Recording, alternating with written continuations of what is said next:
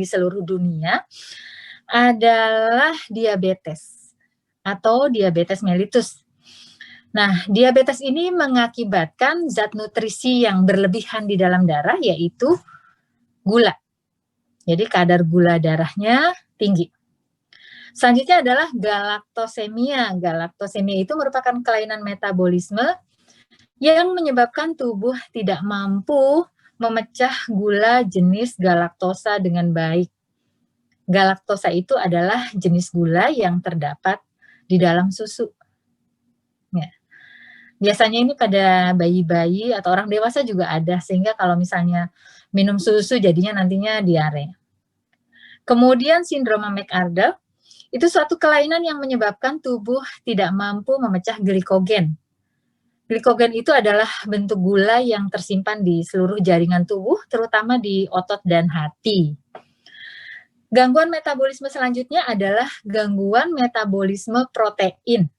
Nah, di situ beberapa contohnya adalah fenilketonuria. Ini terjadi ketika kadar asam amino protein ya, asam amino itu salah satu pecahannya dari protein, yaitu fenilalanin dalam darah itu terlalu tinggi. Kemudian MSUD, maple syrup ya. Jadi ini penyakit urin sirup maple. Terjadi ketika tubuh tidak mampu menyerap asam amino. Kemudian contoh lainnya adalah alkaptonuria. Ini ketika tubuh tidak mampu memecah asam amino tirosin dan fenilalanin dengan baik, sehingga urin penderitanya berwarna hitam kecoklatan ketika terpapar udara. Kemudian ada lagi ataksia Friedreich. Ini adalah saat protein jenis frataxin di dalam tubuh berkurang dan memicu kerusakan pada saraf yang mengendalikan kemampuan berjalan dan kerja jantung. Jadi kalau ada ataksia, kadang-kadang kita suka di dalam kalian mungkin di ilmu penyakit syaraf itu ada salah satu yang kelainan yang disebut ini. Kemudian kelompok yang ketiga adalah gangguan metabolisme lemak. Nah, ini penyakit yang masuk ke dalam kelompok ini diantaranya adalah penyakit Gaucher. Di sini penyakit yang dimana tubuh tidak mampu memecah lemak, sehingga lemak itu menumpuk di hati, di limpa, dan sumsum tulang. Gangguan ini akan memicu kerusakan dari tulang. Kemudian ada penyakit Tay Sachs.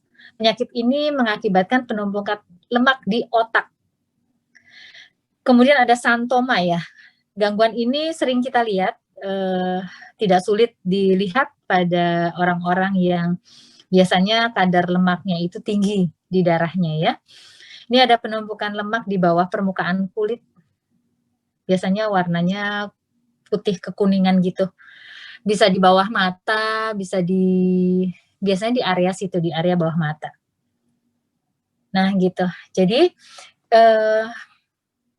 yang patut dipahami adalah kelainan metabolik. Metabolisme itu apa? Tadi ya, metabolisme itu adalah terkait dengan perubahan dari apa yang kita makan, kemudian zat gizinya itu dirubah jadi energi. Itu yang disebut dengan metabolisme. Nah, ada gangguan-gangguan metabolisme itulah yang kemudian menimbulkan masalah atau penyakit, dan yang paling banyak dibicarakan dan paling besar-besaran lah ceritanya dalam hal penanganan dan pencegahannya, yaitu diabetes. Oleh karenanya di sini yang akan dibahas dalam perkuliahan kali ini, kita fokuskan pada diabetes yang penanggulangannya itu di Puskesmas memang ada programnya. Khusus untuk yang ini, yang diabetes. Kita lanjutkan slide berikutnya.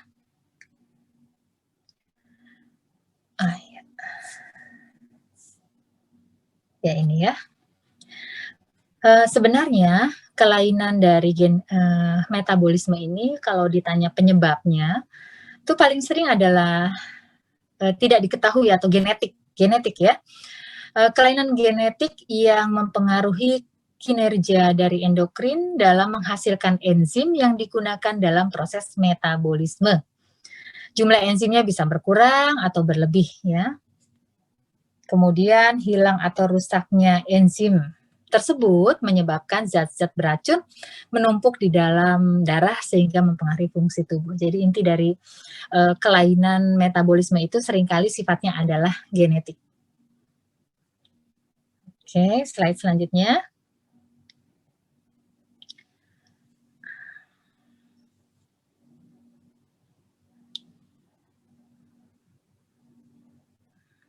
Iya. Iya. Ini adalah penyakit metabolik, yaitu penyakit yang mempengaruhi metabolisme tubuh sehingga menimbulkan gangguan. Ya, ini penyakit ya yang menyebabkan adanya kelainan dari metabolisme, yaitu obesitas. Ini diambil dari buku pedoman punya Kemenkes, kemudian gangguan kelenjar hipofisis, gangguan kelenjar tiroid, gangguan metabolisme kalsium, gangguan sekresi korteks adrenal, dan dislipidemia. Yang kita sering temui itu sehari-hari yang menjadi faktor risiko yaitu tadi ya, obesitas terutamanya dan dislipidemia. Selanjutnya. Oke, slide berikutnya, nah ini ya.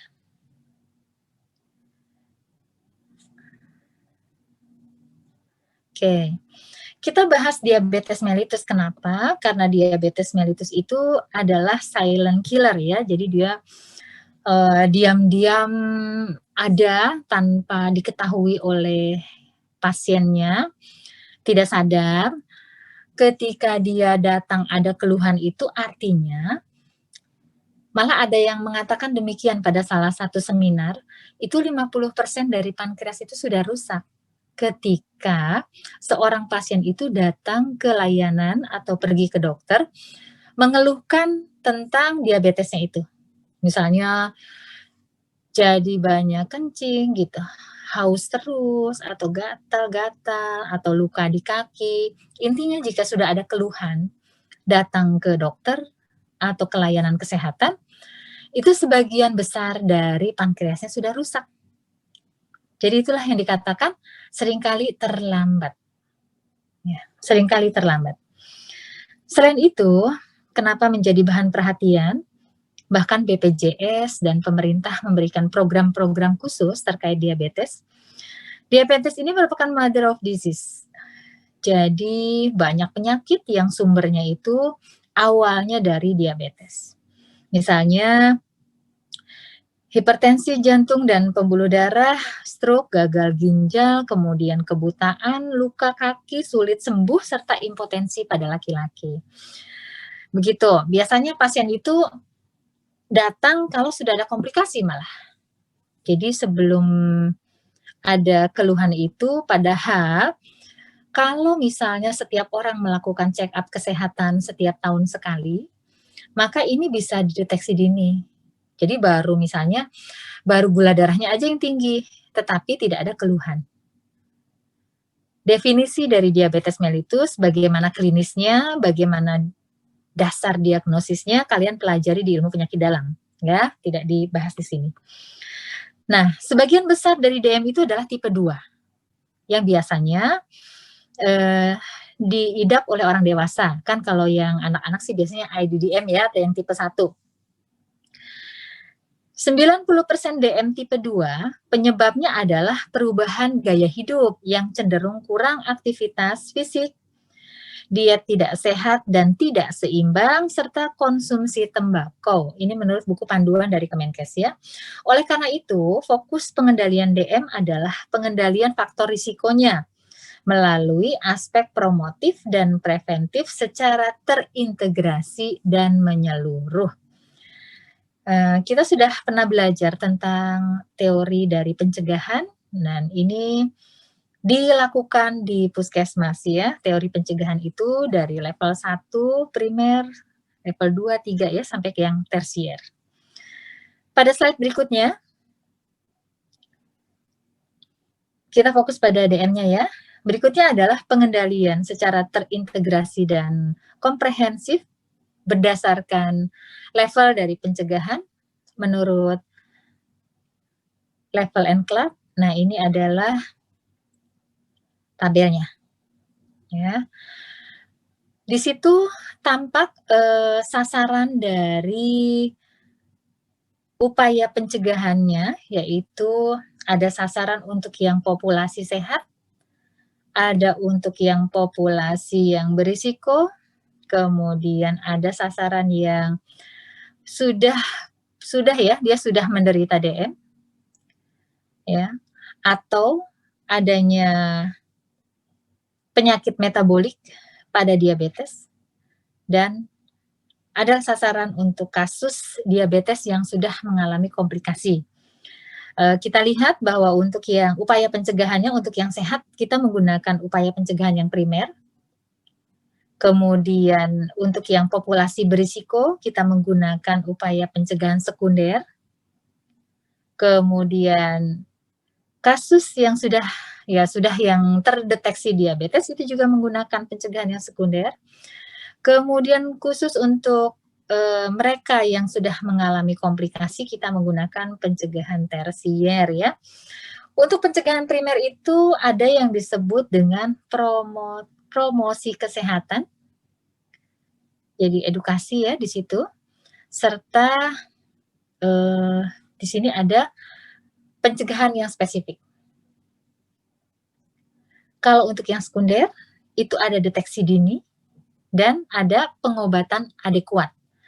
Deteksi dini itu untuk yang populasi berisiko, screening ya. Kemudian untuk yang sekunder itu, ini sudah ada kasusnya, jadi pengobatan adekuat. Nah, kalau yang tersier ini mencegah kecacatan, nah atau rehabilitasi, itu untuk kasus komplikasi ya, DM yang sudah ada komplikasi. Jadi menggunakan teori pencegahan baik primer, sekunder maupun tersier untuk menangani, untuk mengendalikan diabetes di masyarakat. Nah, ini kita mulai dari yang populasi sehat, seperti apa penanganannya ya, pengendaliannya. Untuk populasi yang sehat, maka kita perlu penggerakan peran serta dari masyarakat atau orang-orangnya sendiri dalam menerapkan perilaku hidup bersih dan sehat. Kita sudah pernah belajar tentang PHBS yang diantaranya ada aktivitas fisik, ada makanan yang mengandung serat ya, banyak serat gitu, kemudian istirahat cukup, kelola stres, seperti itu ya, itu PHBS ada banyak. Kemudian khusus untuk yang berisiko, nah ini, masyarakat juga sama dilibatkan, tetapi di sini adalah untuk deteksi. Deteksi ya, dan, tindak lanjut dini terhadap faktor risikonya. Jadi faktor risikonya contohnya begini, misalnya nanti kita bahas ada namanya Posbindu, PTM, kayak Posyandu tapi untuk PTM, penyakit tidak menular. Nah, di situ yang ditangani adalah faktor risikonya. Misalnya gini, misalnya, di situ nanti ada KMS ya, nanti akan saya perlihatkan. Di KMS itu misalnya ditemukan dia itu punya obesitas. Nah, atau, kelebihan berat badan. Nah, di situ berarti faktor risiko yang ditangani adalah kelebihan berat badannya. Ketika dia datang bulan ini, misalnya beratnya misal 100 gitu ya, kemudian dilakukan konseling, ya, kemudian akan diperiksa lagi bulan depan, berapa turunnya, atau tidak turun atau tidak, gitu. Atau misalnya dia punya faktor risiko lain, yaitu kurang buah dan sayur, itu juga sama dikonseling. Nanti bulan depan datang lagi ke Posbindunya untuk dilihat apakah dia sudah melakukan perubahan perilaku menuju sehat untuk mengendalikan faktor risiko yang dia punya. Ya. Faktor risiko ada yang bisa dikendalikan dan ada yang tidak bisa dikendalikan. Kalian sudah pelajari di mata kuliah ilmu penyakit dalam ya, oleh dokter spesialis yang sampaikan. Untuk faktor risiko ini bisa dikendalikan, tapi faktor risiko usia gitu kan tidak bisa. Mau tidak mau semua orang pasti tua. Ya, jadi kita hanya bisa mengendalikan, mengintervensi faktor risiko yang bisa dikendalikan. Nah, itu dilakukan oleh kader di masyarakat bekerja sama dengan petugas kesehatan di salah satu wadah yang disebut dengan Posbindu, Pos Pembinaan Terpadu, PTM namanya, penyakit tidak menular. Nah ini ya, bagaimana melakukan deteksi dininya? Di antaranya adalah dengan wawancara. Satu. Yang kedua, ada wawancara khusus untuk itu ada semacam kuesionernya untuk mendeteksi DM atau tidak. Ya. Nanti kalau misalnya terdeteksi dari hasil wawancara itu kemudian dilakukan tes gula darah. Nah, inilah yang disebut dengan deteksi dini ini. Ya. Nah, ini dilakukan di Posbindu, Pos Pembinaan Terpadu. Nah, sekarang gimana? Kalau sudah diabetes, kan tadi kan ceritanya belum ketahuan nih. Kalau sudah diabetes, sama. Masyarakat pun dilibatkan dalam menangani kasus ini. Kenapa? Karena penderita diabetes itu membutuhkan kontrol yang teratur. Nah, kontrolnya di mana? Bisa di Posbindu. Dan keluarganya juga termasuk yang diikut sertakan di dalam pengobatan. Kenapa? Kalau di Indonesia, caregiver itu 80 bahkan 90% itu menurut penelitian masih keluarga. Oleh karenanya, keluarga pasien-pasien hipertensi itu diberikan edukasi dan pelatihan tersendiri. Itu yang disebut dengan caregiver ya. Sehingga nanti keluarga ini bisa ikut memantau. Memantau apanya?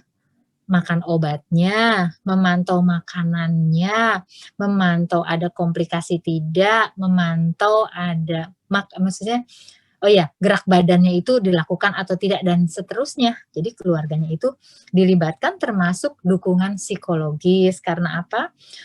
Semua penderita penyakit kronis itu rata-rata, nggak semua sih, tapi sebagian besar itu mereka selalu ada keluhan secara psikologis atau gangguan kejiwaan, kadang putus asa terhadap penyakitnya karena mereka merasa bahwa, ini sih kayaknya nggak bisa sembuh, atau malah mereka melakukan penolakan, "Enggak kok, nggak apa-apa, nggak ada keluhan, biarin aja, nggak usah makan obat," gitu misalnya. Sehingga, konseling di awal ketika mereka mulai terapi dan konseling pertama kali ketika mendapatkan diagnosis itu harus yang sangat, sangat efektif. Pasien harus dikasih tahu bahwa penyakitnya memang tidak bisa sembuh. Dan ngasih tahu ini biasanya tidak mudah. Karena proses itu akan terus berjalan, jadi yang kita cegah adalah progresivitasnya. Progresivitasnya dengan mempertahankan kadar gula darahnya itu senormal mungkin. Itu yang kadang-kadang, dokter-dokter tuh abai dalam memberikan, terapi. Kan terapi itu ada farmakologis dan non farmakologisnya. Nah, yang non farmakologisnya itu yang kadang-kadang suka diabaikan. Cuman udah pakai ini, obat itu, sehingga tidak ada edukasinya. Padahal dalam pengobatan itu keberhasilan sangat penting dengan melibatkan pasien dan keluarga. Iya, silakan. Ya, jadi begitu. Jadi libatkan pasiennya, libatkan keluarganya, libatkan masyarakat dalam bentuk dukungan sosial, kadernya nanti saya ceritakan, karena di masyarakat, terutama saat pandemi saat ini, di mana Posbindu itu ada sedikit penundaan pelaksanaannya sampai dengan nanti, suasana wabahnya itu sedikit terkendali. Saat ini Posbindu itu tutup, sehingga mereka yang tidak memiliki, alat untuk memeriksa darah, itu agak sedikit kesulitan, kecuali mereka yang berada yang punya, ya, untuk mengukur, gula darahnya sendiri. Nah, yang tidak punya itu, kita punya kader, ya, kami di puskesmas itu ada kader yang bertugas untuk mendatangi mereka, pasien-pasien itu, dan mengukur tensi termasuk juga memeriksa gula darahnya, sudah dilatih. dan sekaligus mereka mengantarkan obat yang diambil dari puskesmas untuk diberikan kepada pasien tersebut. Gitu ya, jadi, banyak yang terlibat di dalam penata laksanaan ini. Nah, selanjutnya, untuk kasus yang berkomplikasi, ini udah pelayanannya spesialistik dan subspesialistik yang efisien dan efektif untuk pasien, dan biasanya untuk yang dengan kasus-kasus komplikasi ini, layanannya sudah di rumah sakit, ya. Kontrol-kontrolnya biasanya di rumah sakit, kalau sudah ada komplikasi.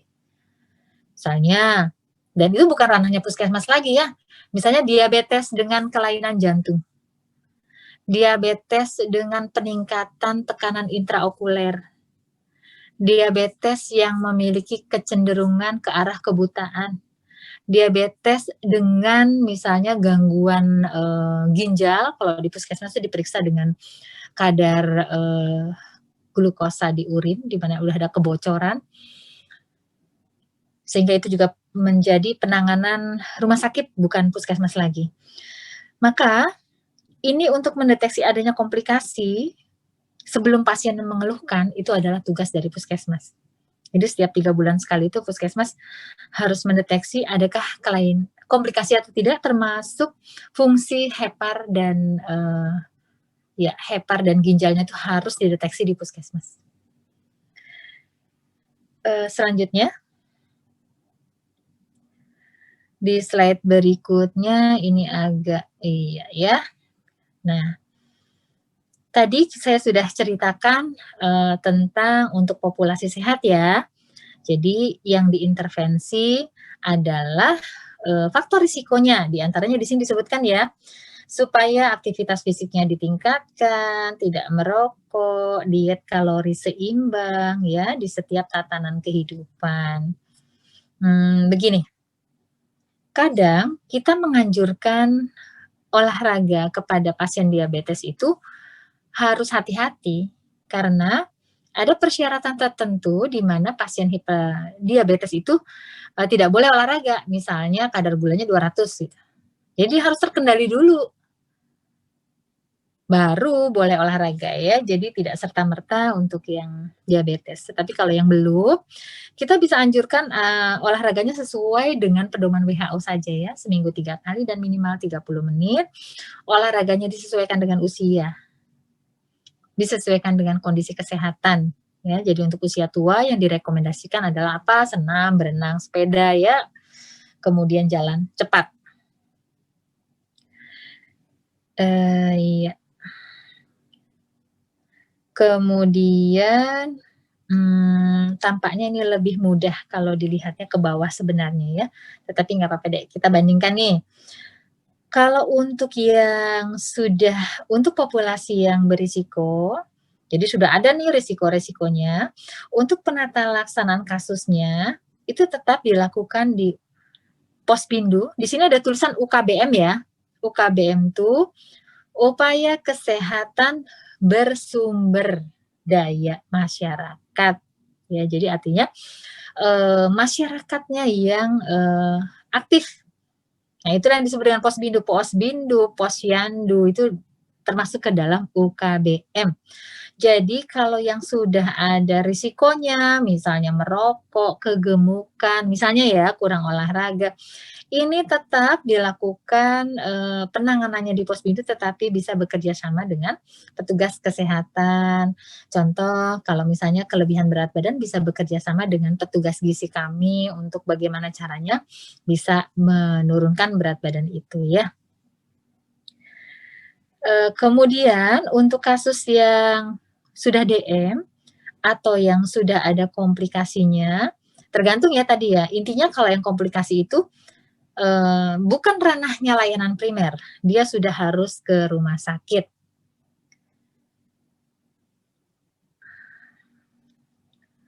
Dan kalau sudah DM, harus melibatkan keluarga.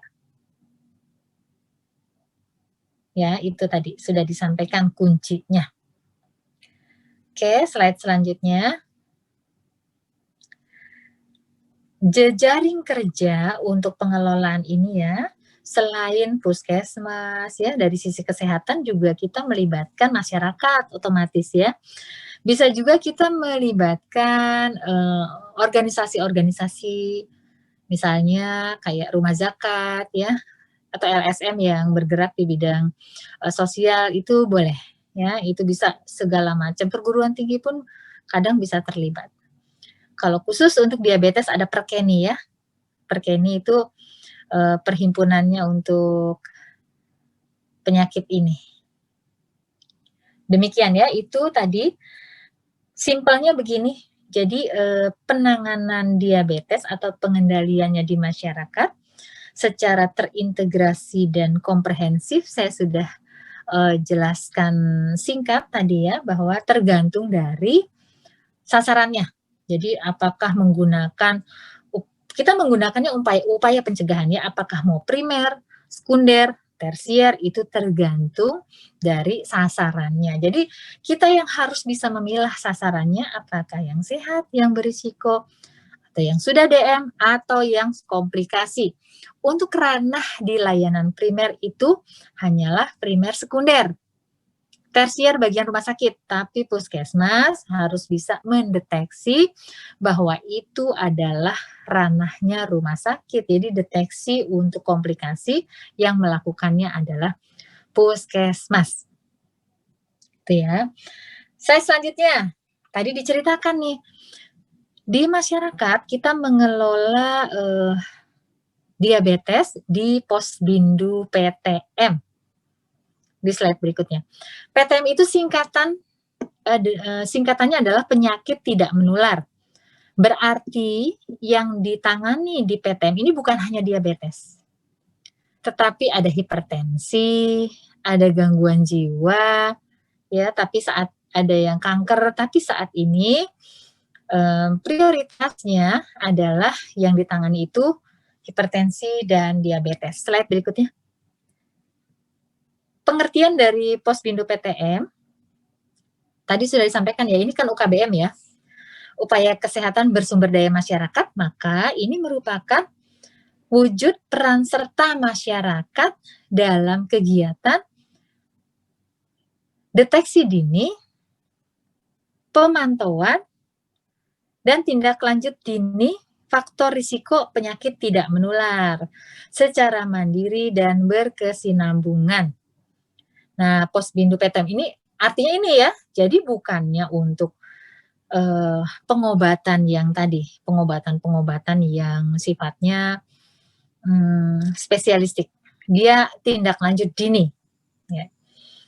Nah, Posbindu PTM ini menjadi salah satu bentuk upaya kesehatan masyarakat yang selanjutnya berkembang menjadi upaya kesehatan bersumber daya masyarakat. Tadi sudah diceritakan ya. Oke, slide berikutnya.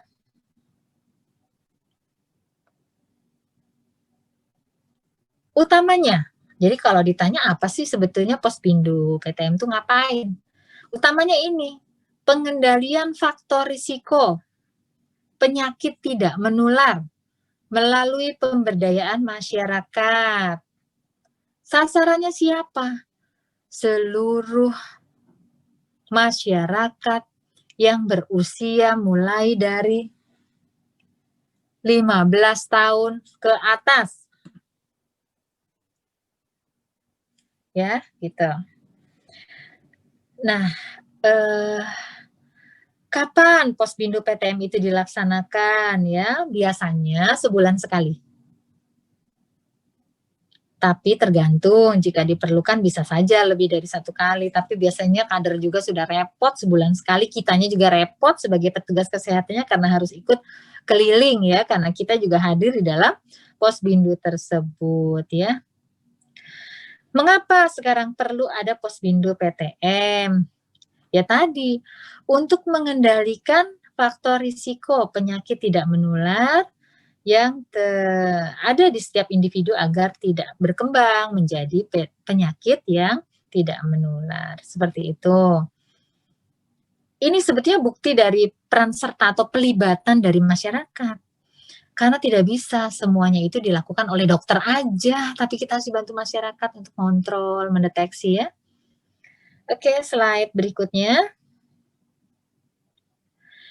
Ini adalah tujuan dan sasaran Posbindu PTM. Sasarannya tadi ada masyarakat sehat, ada masyarakat berisiko, ada masyarakat hidup dengan PTM. Masyarakat hidup dengan PTM itu ada yang tanpa komplikasi dan ada yang dengan komplikasi. Intinya upaya deteksi dini, monitoring dan konseling untuk faktor risiko itu yang dilakukan oleh Posbindu PTM. Sedangkan jika ada komplikasi itu dirujuk. Itu yang merahnya ya. Jadi ini merupakan bukti dari peningkatan peran masyarakat dalam pengendalian penyakit tidak menular. Jadi wujudnya adalah Posbindu PTM. Slide berikutnya. Nah, tujuan deteksi faktor risiko PTM oleh masyarakat sedini mungkin, ya tujuan dari Posbindu PTM, kemudian terselenggaranya penanganan faktor risiko PTM oleh masyarakat sesegera mungkin. Ingat ya, yang ditangani adalah faktor risikonya oleh masyarakat itu ya. Kemudian tujuannya yang lain adalah terselenggaranya kegiatan pemantauan faktor risiko PTM oleh masyarakat. Jadi mendeteksi dini, kemudian melakukan penanganan dan pemantauan itu dilakukan oleh masyarakat. Selanjutnya slide berikutnya. Yang menjadi sasaran kan kelompok berusia lebih dari 15 tahun. Tadi ya, ada orang yang sehat, ada orang yang dengan faktor risiko, dan ada orang yang dengan PTM, penyandang PTM ya. Slide berikutnya. Apa sih manfaatnya? Tadi, diulang-ulang dalam slide-slide ini, diulang-ulang supaya kalian ingat ya. Yaitu mengetahui atau mendeteksi faktor risiko PTM, melakukan intervensi, dengan apa? Modifikasi perilaku, bukan dengan obat ya. Melalui konseling dan edukasi. Siapa yang melakukan konseling? Kader, dilatih. Siapa yang melakukan edukasi? Kader juga, karena itu kadernya dilatih.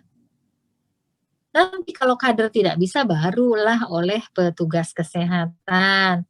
Dan yang ketiga adalah melakukan rujukan bagi individu yang berisiko tinggi yang memerlukan layanan pengobatan lebih lanjut. Itu ya, jadi melakukan deteksi dini manfaatnya, kemudian melakukan intervensi untuk faktor risiko, serta melakukan rujukan. Rujukannya kemana kalau Posbindu PTM itu? Rujukannya ke puskesmas. Oke, slide berikutnya.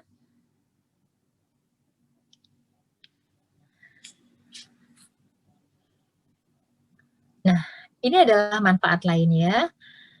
Jadi, mawas diri terhadap faktor risiko itu istilahnya dipopulerkan. Kemudian budayakan hidup sehat dalam lingkungan yang kondusif.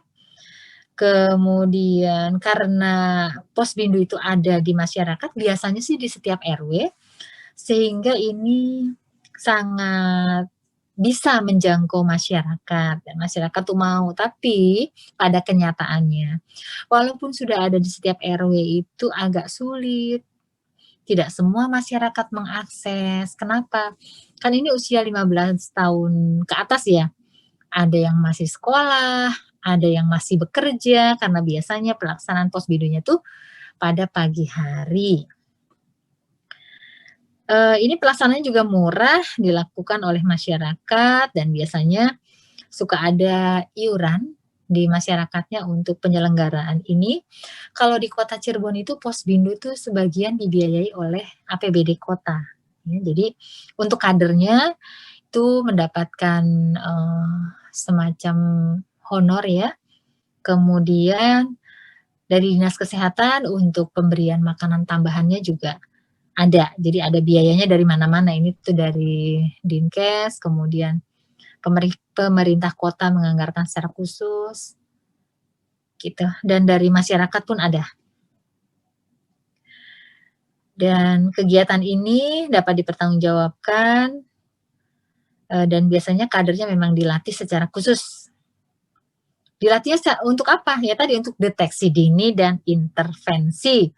Dilatih apa lagi? Konseling. Dilatih apa lagi? Dilatih edukasi ya, penyuluhan. Slide berikutnya. Ini adalah tentang penyelenggaraan asasnya ya. Mudah tadi ya. Kemudian murah, dilaksanakan gotong royong di masyarakat dengan biaya yang disepakati. Dapat dipertanggungjawabkan, merupakan bentuk kegiatan desa siaga atau kalau di kota Cirebon tuh namanya kampung siaga di setiap RW. Kalau di kabupaten itu desa ya, jadi sebutannya desa siaga. Nah, kemudian ini ada SK-nya, jadi dilegitimasi dengan SK dari, kalau di kota tuh oleh kecamatan, kalau di kabupaten tuh oleh kepala desa. Bagaimana pembiayaannya? Pada slide berikutnya tadi sudah disampaikan, pembiayaannya itu gotong royong. Nah, sistem pengelolaan keuangannya diserahkan sepenuhnya kepada masyarakat. Ya tadi ya, jadi apakah di kampung itu ada iuran kampung, ataukah ada dana desa yang khusus, ataukah seperti di Kota Cirebon ada support langsung dari wali kota gitu. Gitu ya, itu tergantung dari kesepakatannya. Selanjutnya untuk Posbindu PTM, untuk bisa di mana saja sih kegiatan ini dilakukannya. Nah, tadi kan karena ada usia 15 tahun ke atas, maka itu Posbindu itu bisa diselenggarakan tadi di masyarakat. Ya, di masyarakat itu bisa di RW ya. Kemudian bisa di sekolah, karena ini 15 tahun ke atas. Bisa juga diselenggarakan di tempat kerja. Misalnya di instansi apa, atau di sekolah mana, misalnya SMA mana gitu. Nah, itu namanya Posbindu PTM. Kemudian bisa juga di tempat umum. Maksudnya tempat umum tadi yang di masyarakat tuh bisa dilakukan. Nah, ini ya, jadi yang diperiksa adalah ini tadi monitoringnya obesitas, hipertensi, hiperglikemi, hiperkolesterol, pemeriksaan klinis payudara, faktor lain, kemudian konseling untuk diet, stop merokok, stres, self-care atau perawatan diri, kemudian ada aktivitas bersama, biasanya ada senam. Ini kalau stop merokok agak sulit, bukan agak, sulit sekali. Konseling di kami itu setahun paling bisa 1-2 gitu, orang yang berhenti merokok, sangat sulit. Slide berikutnya.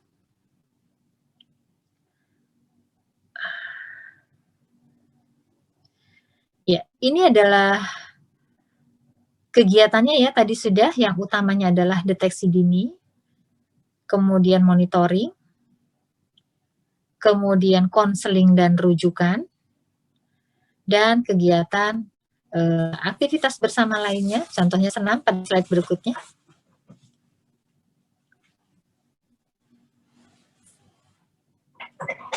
Slide berikutnya.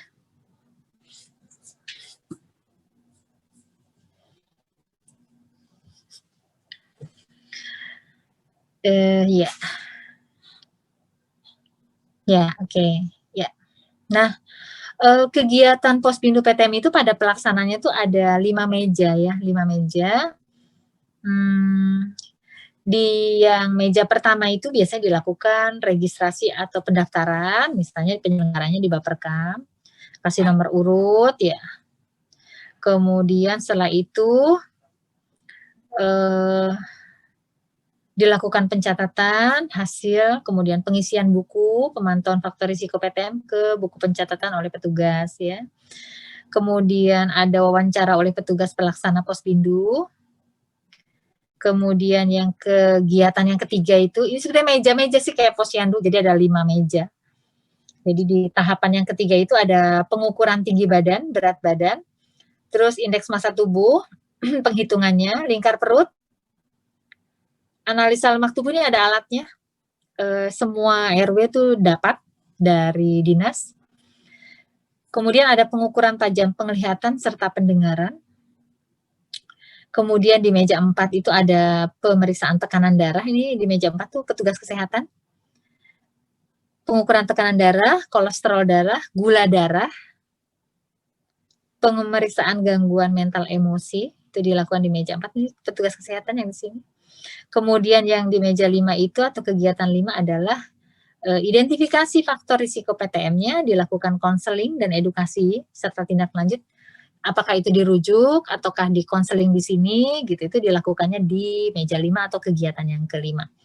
Jadi urutannya yang pertama itu pendaftaran, kemudian langkah yang kedua adalah mewawancara, kalau pendaftaran biasa nyatet nama, umur, dari mana gitu ya.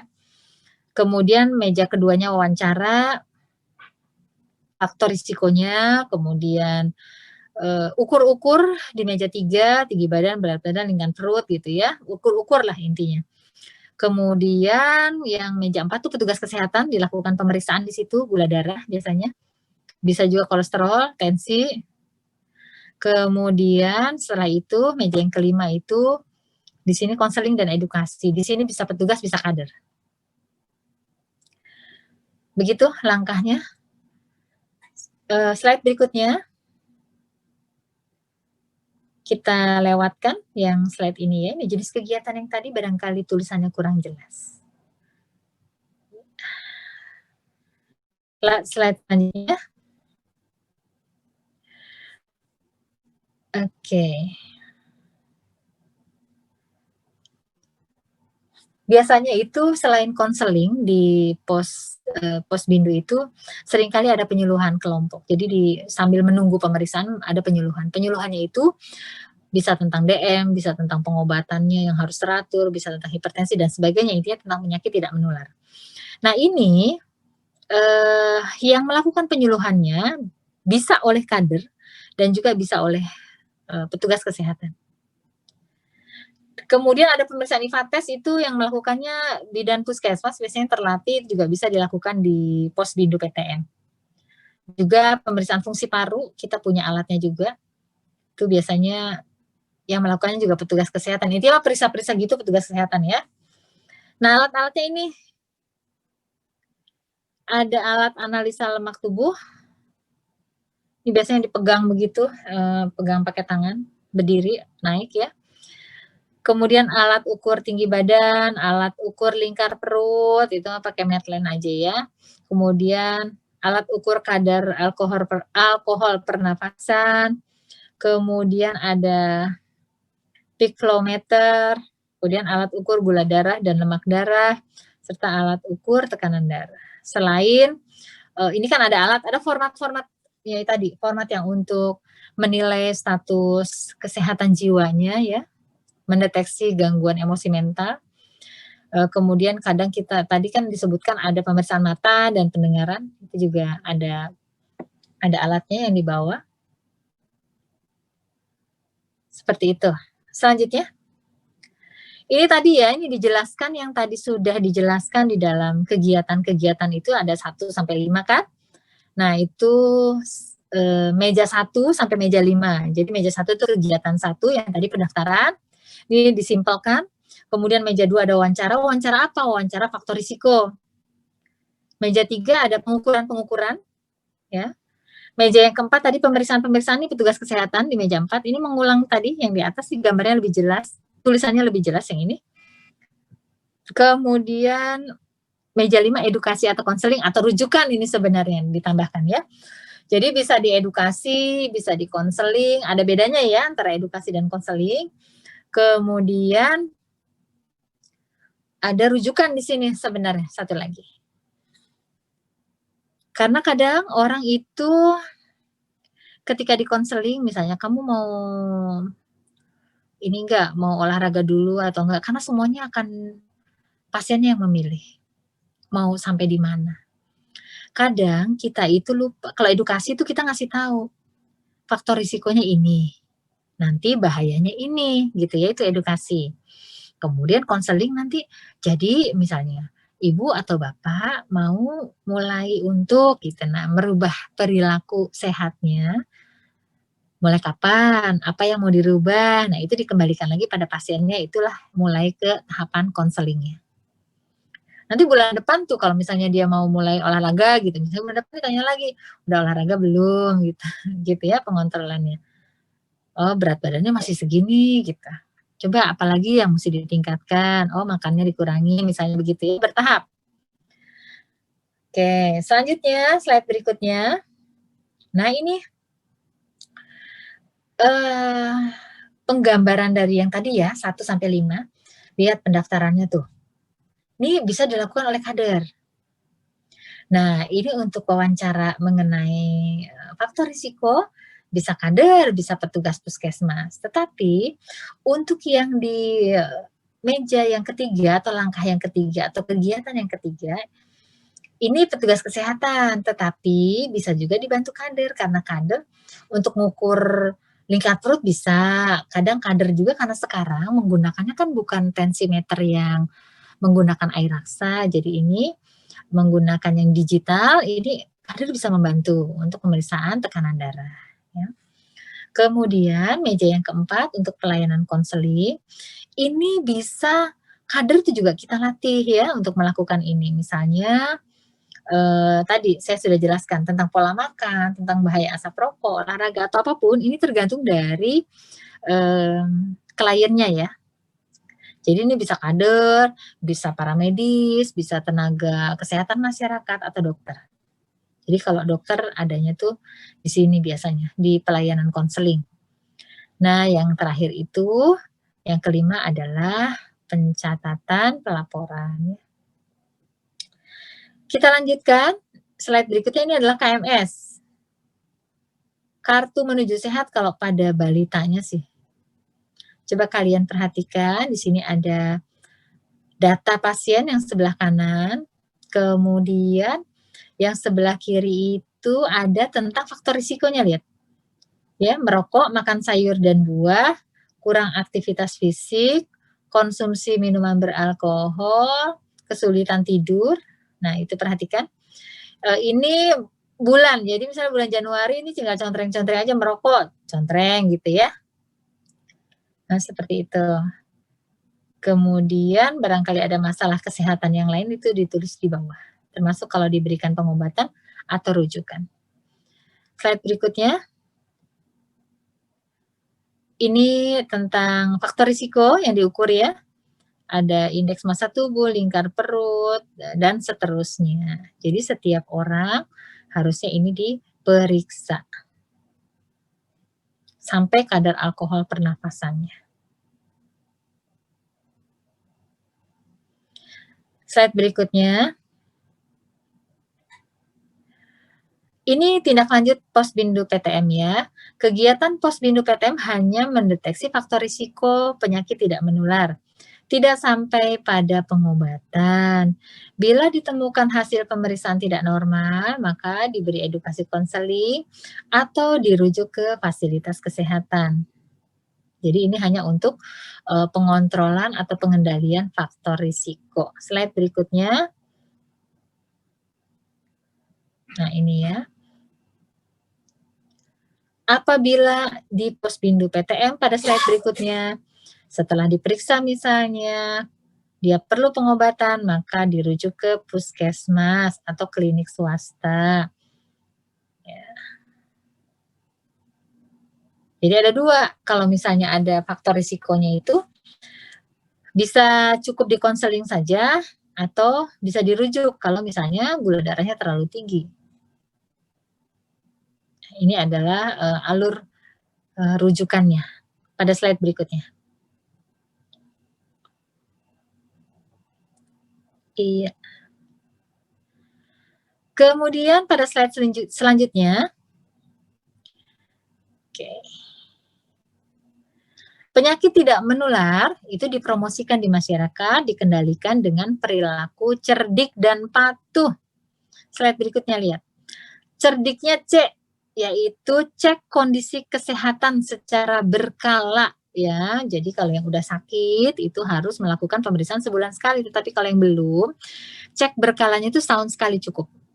Standar pelayanan minimal yang ditentukan oleh pemerintah itu 1 tahun 1 kali. E-nya adalah enyahkan asap rokok, maksudnya seharusnya paling baik tidak merokok.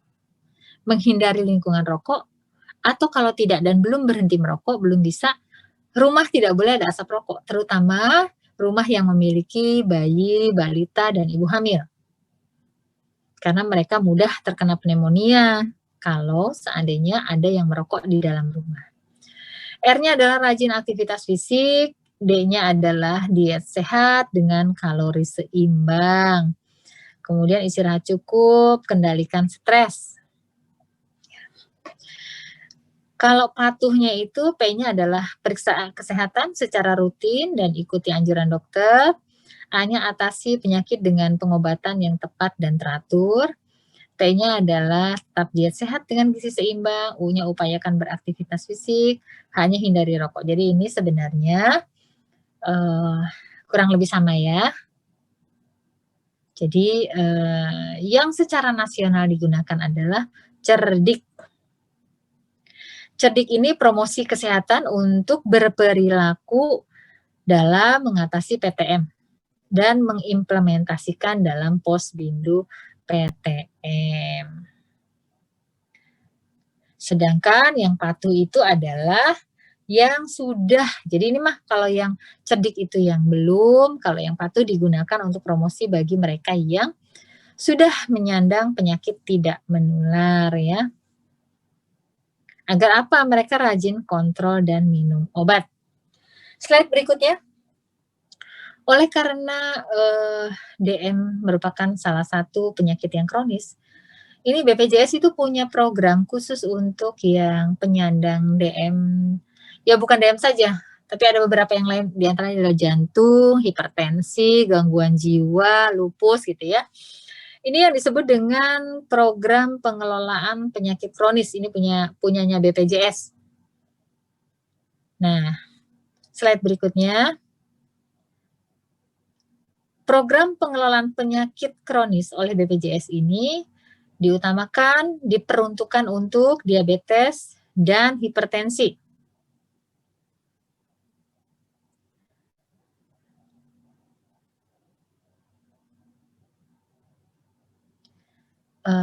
Slide berikutnya.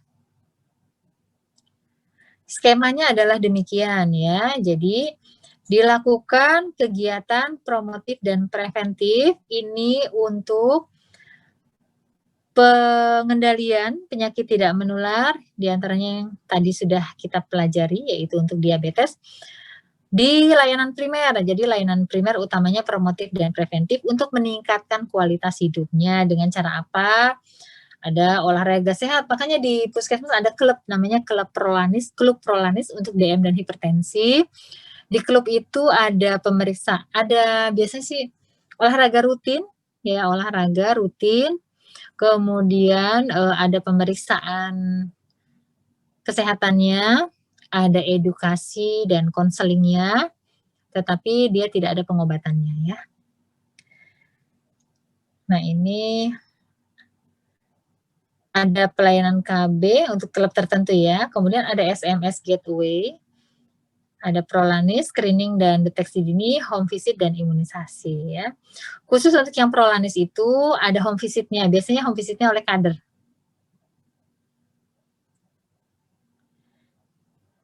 Ya. Sebetulnya sih hampir sama sih dengan yang PTM, Posbindu PTM, hanya bedanya kalau klub Prolanis ini orang-orangnya ya tadi yang menderita DM semua. Kalau Posbindu PTM itu bisa berbagai macam penyakit. Kalau klub Prolanis ini khusus yang DM, klub Prolanis DM, ada lagi klub Prolanis hipertensi. Jadi klub yang dibentuk atas dasar kebijakan dari BPJS berdasarkan penyakitnya. Kalau ini ya bedanya dengan yang Posbindu PTM tadi. Slide berikutnya. Apa sih aktivitas dari Prolanis? Edukasi atau konsultasi medis, kemudian pemantauan kesehatan, ada klub senam misalnya ya, ada home visit, ada SMS Gateway, ada pelayanan obat, dan ada mentoring paskes primer oleh dokter spesialis. Jadi gini, kalau Prolanis ini kan pembinanya adalah dokter puskesmas, sehingga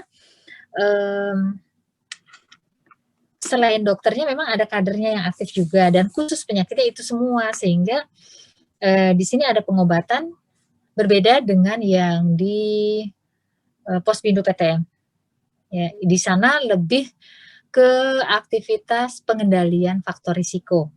Kalau ini lebih pada penanganan khusus penyakit itu. Jadi kalau DM semua, hipertensi semua.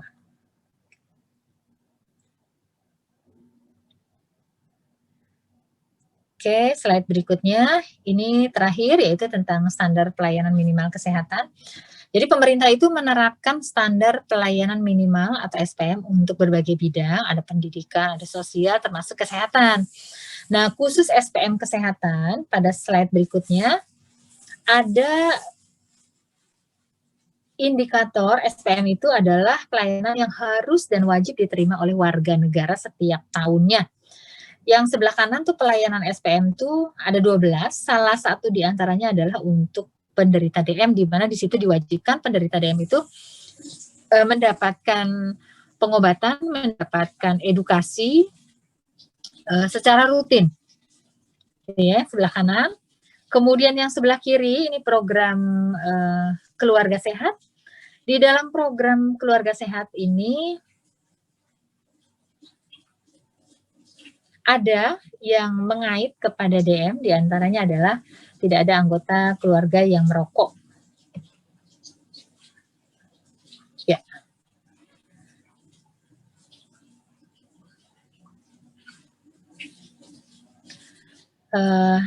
Ya demikian. Jadi di dalam SPM ini diwajibkan, wajib nih ya, seluruh warga negara di atas usia 15 tahun itu melakukan tes pemeriksaan gula darah.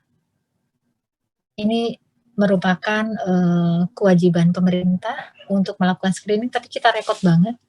Kita punya sasaran lebih dari 10.000, puluhan ribu ya, di mana 1 tahun tuh harus melakukan pemeriksaan. Sampai saat ini kami juga puskesmas masih sangat kesulitan, apalagi dengan situasi pandemi ini, untuk melakukan pemeriksaan gula darah seluruh penduduk di wilayah kerja puskesmas yang jumlahnya 14.000 sekian. Kalau sasaran untuk usia 15 tahun ke atas 8 ribuan. Sampai saat ini kita masih kesulitan, akhir tahun sudah akan menjelang, tetapi capaian di kami baru 20-30% saja. Ini cukup sulit kita mendeteksi gula darah semua penduduk. Karena harus datang ke rumahnya, karena tadi kebanyakan mereka yang bekerja tidak bisa akses ke puskesmas, jam kerjanya sama dengan jam buka puskesmas, ini juga menjadi masalah buat kita ya. Nah, yang terakhir, setting puskesmas, bagaimana untuk penata laksanaan di puskesmas. Obat yang disediakan di puskesmas adalah yang tersedia Gliben dan Metformin, ini yang kita gunakan untuk penanganan di puskesmas. SOP-nya adalah SOP klinis yang tidak perlu saya jelaskan di sini karena aspeknya adalah aspek medis, yaitu kalian dapatkan di perkuliahan tentang diabetes mellitus oleh dokter spesialis. Tapi melalui slide ini saya sampaikan bahwa obat yang tersedia ini, jadi kiranya kalian nanti dalam perkuliahannya oleh dokter spesialis, kalian bisa lebih banyak berdiskusi tentang obat-obat ini. Ini adalah obat yang tersedia di puskesmas. Di puskesmas juga sama, setiap pengunjung yang datang itu 15 tahun ke atas kita deteksi untuk apakah dia punya gula atau tidak. Dan memang waktu pengalaman yang lalu, kami melakukan pemeriksaan untuk 1 RT saja, itu kita ketemu orang yang tidak punya gejala sama sekali, dia tidak mengeluhkan. Di antara berapa yang diperiksa ya, 20, itu ada 2 orang yang ditemukan diabetes. Yang bersangkutan tidak mengeluhkan apapun. Jadi sebenarnya kalau kita periksa semuanya, kemungkinan ini memang banyak sekali pengidap diabetes di kita ya, di Indonesia itu tingkat puskesmas saja sudah segitu. Demikian saya sampaikan, kiranya cukup materinya ya untuk hari ini.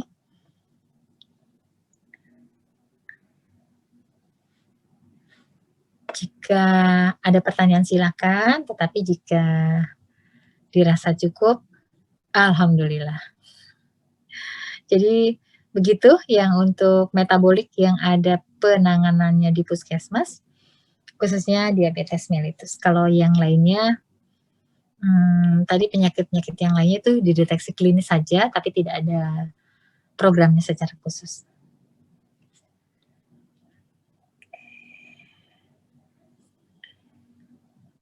Cukup ya, demikian yang disampaikan. Kalau mau ada pertanyaan silakan. Kalau tidak kita akhiri sampai di sini.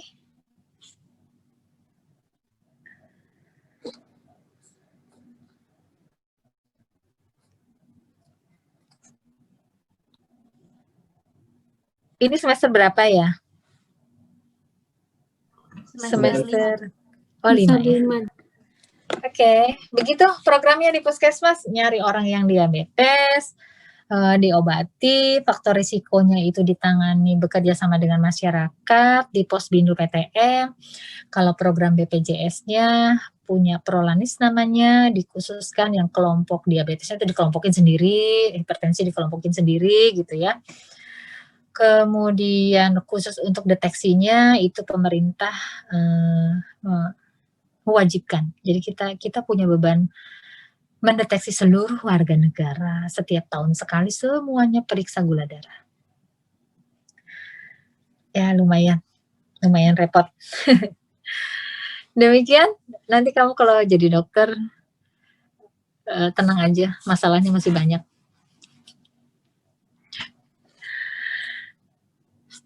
Dan obatnya yang tersedia itu ya yang di puskesmas. Mudah-mudahan dapat gambaran sedikit. Saya cukupkan ya, kalian belajar mandiri jika tidak ada pertanyaan. Sekian dan terima kasih atas perhatiannya. Assalamualaikum warahmatullahi wabarakatuh. Waalaikumsalam warahmatullahi wabarakatuh. Terima kasih dok. Terima kasih banyak dok. Ya, mangga.